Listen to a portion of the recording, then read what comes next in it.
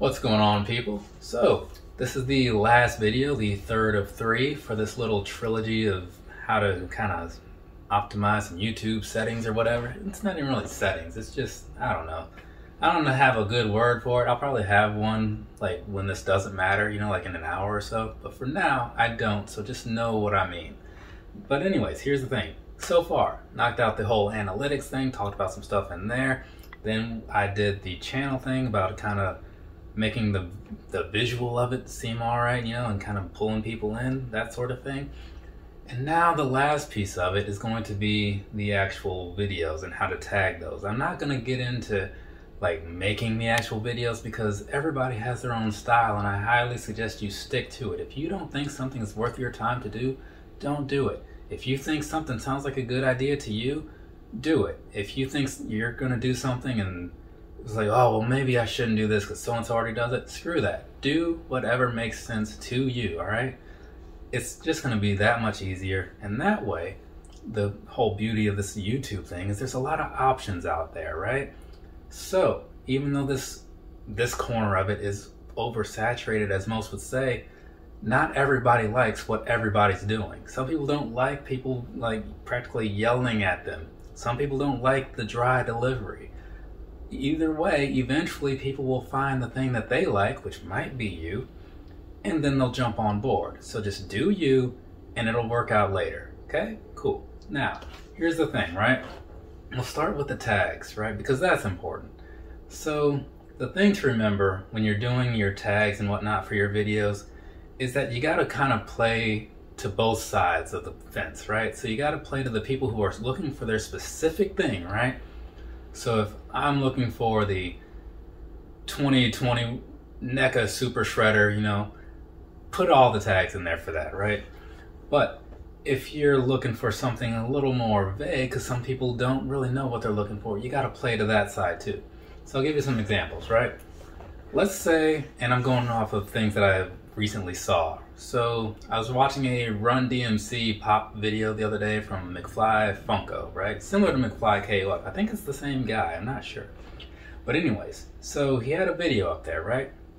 And I was thinking about it, and I'm thinking, okay, if you're gonna put this up here, one of the things that would be ideal is, sure, you put in something like, I don't know what those numbers were, but if it's John Cena, you put in like John Cena Funko Pop number 76, whatever. But in the case of that, right, you put in whatever number it is that makes sense. Because again, the specific side of things, right? But also you got to look at some of the other stuff that's going to be a little more vague, as I was saying before. So put in just like hip hop Funko Pops, right? Rapper Funko Pops, rapper Funkos, rapper Pops, right? Rev Run Pop, like DMC Pop, like whoever it is. If it's related enough, put it in there, because sometimes people are just on YouTube and they're like, you know what, I want more music pops, and they might just type in music pops, right? It's not the best way to search for anything, but people do it. And if they're gonna do that, you should be ready for it by having your video be ready for it and ready to pop up out there where they can see it. Just a little tip from me to you. Also in the case of shoes, right? Because I know like I do this all the time. If I get like the Game Royal 12s or whatever that was called, you know, sure, you can put that in there because people are going to look for that. But some people later might be thinking like, oh, I want those blue and black 12s. Like, I don't know what they were, but they'll just type in blue and black 12s. So you want to come up with those, right? Or if someone's just looking for blue and black Jordans or black and blue Jordans or whatever, keep those tags in there as well. Because again, you got to play to every side that's out there, right? So you just keep that in mind when you're doing stuff, right? Use hats and caps in your things. Like if you're a hat guy, I'm not, but just a suggestion for you. So I just want to add a few words in here to kind of bridge the gap between tags and analytics. So in the same way that I was saying you can use the analytics from your channel to see which tags are bringing people to your channel, you can use the analytics from each video to see which tags are bringing people to your video. So if you take, for example, me, right? I make Jordan 12 videos every so often. If I go back and look at the past ones, I can see which tags brought in people for the most part, and then I can use those tags on future videos. I could reinvent the wheel every time, but that would be stupid. The only thing is obviously you're going to have to maybe change some color titles in there once in a while, but otherwise you have the building blocks, just use the same ones from before and you should be good. And also, while you're in there putting your tags in, you have a 500 character limit. It's in your best interest to make the most out of that, because the more tags you have in there, the more likely people are to see whatever it is you're putting out there for them. So just something to think about. So there you have it. So then past that, looking at the titles, right? What you're going to have in your title, personally, I get the whole clickbaitish style of things, or not necessarily clickbait, and sometimes, or it's something that's just not super descriptive, you know? Like if I put up a video once, and I wouldn't do it nowadays, I don't think, but it was like, oh, my first Vans or something like that, right? Like, it's not going to be super helpful to people that are looking for that particular model or whatever, but I see why people do it. For me, I prefer to just stick with what the thing is, right? So if I do a review over like the newest AEW toys, I'm going to put in there AEW Unrivaled Series 3 unboxing and review, because that's what it is, right? And so you look at what you have in that title and you make sure that is somewhere in the description as well, and make sure that's somewhere in the tags as well. Some people will just kind of copy and paste between one and the other, and to some extent that makes sense, but sometimes it just looks like a jumbled mess. So be careful of how you do that, because it just seems weird. Like if I was to read somebody's description and there's just like this mess of like tags and stuff in there, I'm like, what? No. I'm picky. I'll close things out and walk away from anything I don't like. It's just me. So I would suggest doing that, right? Making sure everything makes sense. And like I was saying with the descriptions, you know, you can throw your little hashtags in there and those will show up, because that's supposed to be a thing that YouTube is paying a little bit more attention to. And I personally side with writing your descriptions out as if you're talking to somebody.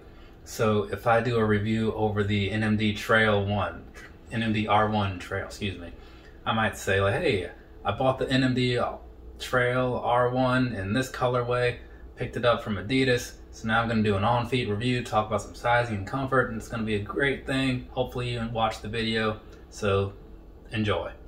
Right, so I put all that crap in there because you want some stuff to be in there that matches up with what your tags are going to be. So normally I put like, if there's going to be something to talk about with comfort in there, write that in the description and reference that in the tags as well. So in the case of that, what's that thing that I was talking about the other day? React Vision. I did a React Vision review, right?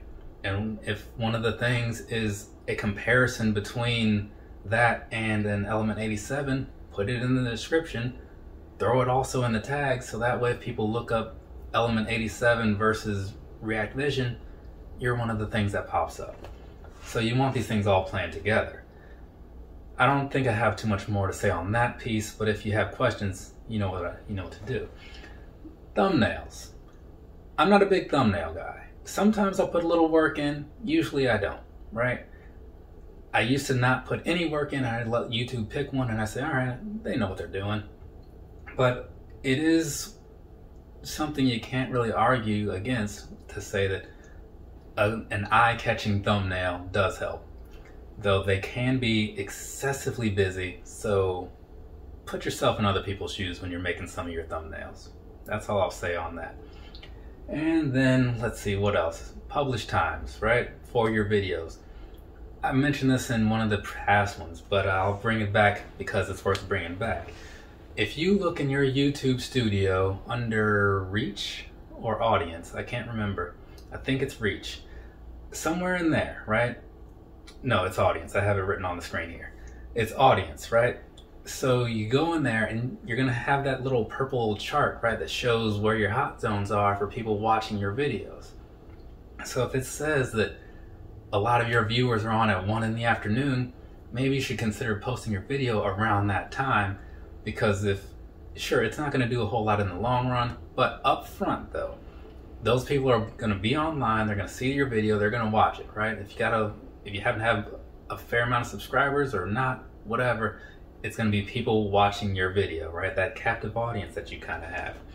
And that is going to help you get a little bit of momentum, right? Bring in some other people. And as you bring in other people, maybe you bring in new subscribers, right? It happens. You know, if a bunch of people watch the video, some of them might subscribe. You know, it happens. So just kind of keep that in mind. And then later on, maybe that extra traction will kind of help it, you know, carry through for a while, right? It's not guaranteed because you don't know what's going to happen later on, but it's something worth considering to just at least posture yourself in the early stages to be successful in the later stages, you know what I'm saying? So there's something to that to be considered. But past that, I'm trying to think what else I may not have covered. But anyways, since I'm not coming up with anything off the top of my head, or maybe I'm not trying hard enough because I do that a lot. But here's the thing. I've done 2 lives and 1 video, right? I did something about how to make YouTube videos or something. There's a lot of information in there that's super helpful. And in those lives, there's a lot of information in there that's super helpful as well. The first one, it did go 4 hours, but watch the first hour. After that, I think it was just banter. And then the second one, that was pretty solid throughout, I want to say. So watch those as well, because there's some things that I probably didn't think to bring up in either of these 3 videos. But for now, have a nice rest of your day or rest of your night, whatever it is, wherever you are. Take this information, do something productive with it, pass it on to other people if it's useful to you. Let me know if it's useful to you. Let me know if you have questions. But if you don't, that's cool. I get it. For now, later, people.